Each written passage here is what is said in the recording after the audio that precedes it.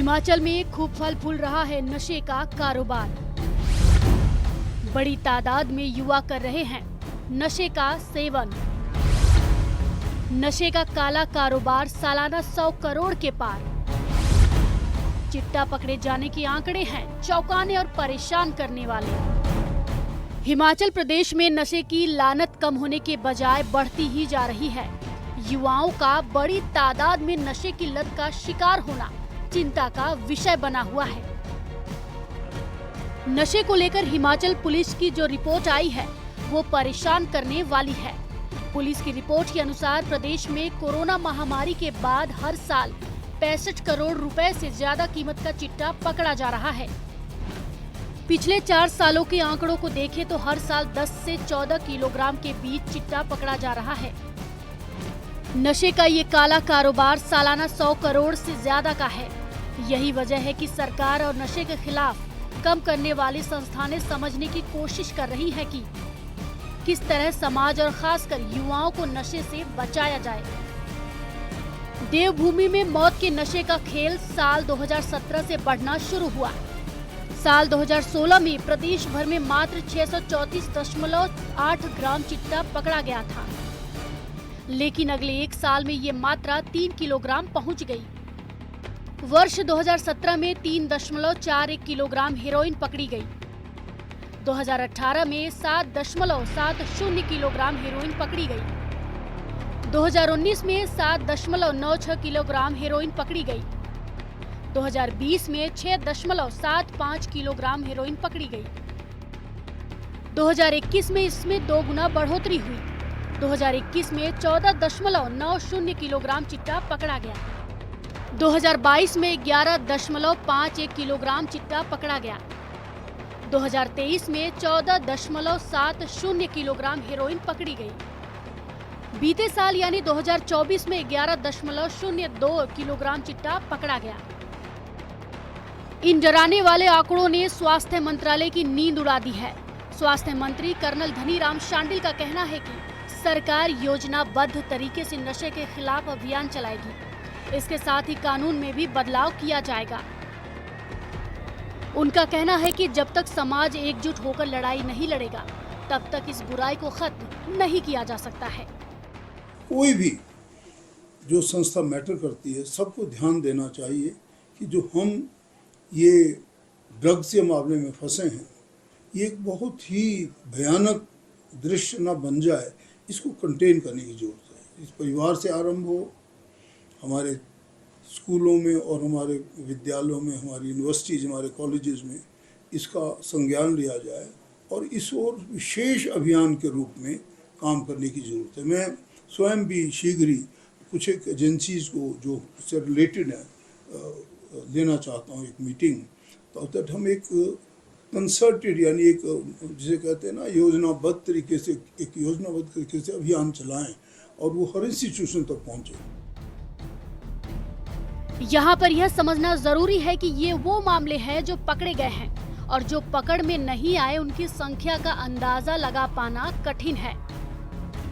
कितने युवा नशे की लत का शिकार हैं, इसका सही आंकड़ा नहीं मिल पा रहा है। पुलिस विभाग के अनुसार एनडीपीएस एक्ट के तहत प्रदेश में बीते 5 साल में एनडीपीएस के हर वर्ष औसतन 1690 मामले दर्ज हो रहे हैं। साल 2020 में हिमाचल में एनडीपीएस के तहत 1538 मामले दर्ज किए गए। वर्ष 2021 में 1537 मामले दर्ज हुए। 2022 में 1517 और 2023 में 2147 मामले दर्ज हुए। 2024 में नशे के 1714 मामले दर्ज किए गए। साल 2024 में पुलिस की जिलावार दर्ज की गई एफआईआर के अनुसार जिला बिलासपुर में 196, बीबीएन में 84, हमीरपुर में 65 मामले आए सामने। कांगड़ा में 149, किन्नौर में 26, कुल्लू में 241 मामले आए सामने। लाहौल स्पीति में 7, मंडी में 227, नूरपुर में 79 मामले दर्ज। शिमला में 267, सिरमौर में 103, सोलन में 80 और ऊना में 105 मामले आए सामने। सरकार कह रही है कि नशे के मामले में जो भी पकड़ा जाएगा उसे बख्शा नहीं जाएगा। सीएम के मीडिया सलाहकार नरेश चौहान का कहना है कि इस मामले में चाहे किसी भी विभाग का अधिकारी या कर्मचारी हो, नेता, सिपाही, संतरी, किसी को भी बख्शा नहीं जाएगा। इसमें कोई सरकारी कर्मचारी हो, किसी भी तरह का कोई व्यक्ति हो, वो पुलिस विभाग का हो, सरकार की गंभीरता बड़ी साफ है कि किसी को भी बख्शा नहीं जाएगा। जो भी आदमी नशे के साथ किसी भी तरह से मिलेगा, वो किसी भी पद पे होगा, उसके अगेंस्ट कार्रवाई होगी। हालात की नजाकत को देखते हुए शिमला के मेयर सुरेंद्र चौहान ने नशे के मामलों में सजा काट रहे युवाओं से कैथू जेल में मुलाकात की। सुरेंद्र चौहान ने उनसे बात की और जाना कि किस वजह से उन्हें नशे की लत पड़ी।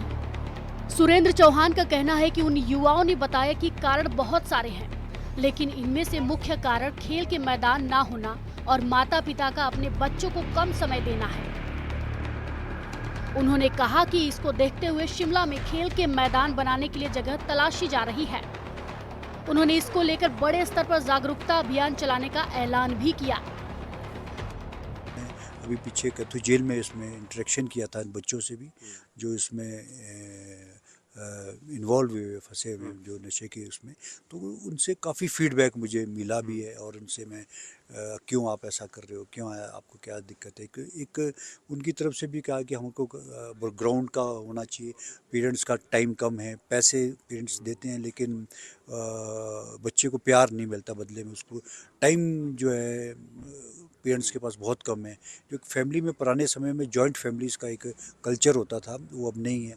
तो एक बच्चा अपने आप को अकेलापन महसूस करता है और उसको खेलों की तरफ उसका ध्यान नहीं रहता। तो वो एक सारी चीज़ों को मैंने उनसे पूछा भी था, इंटरेक्ट भी किया, कुछ चीज़ें निकल के आई कि हम जो हमारे पार्ट से जल्द हो सकता है। मैं उसमें कुछ जगह देख रहा हूँ कि ग्राउंड्स जहाँ छोटे छोटे ओपन जिम भी बना सकते हैं, उसको टेबल टेनिस का जहाँ छोटी जगह है ग्राउंड में, और सारी चीज़ें उसमें काम कर रहे हैं, जागरूक भी करें।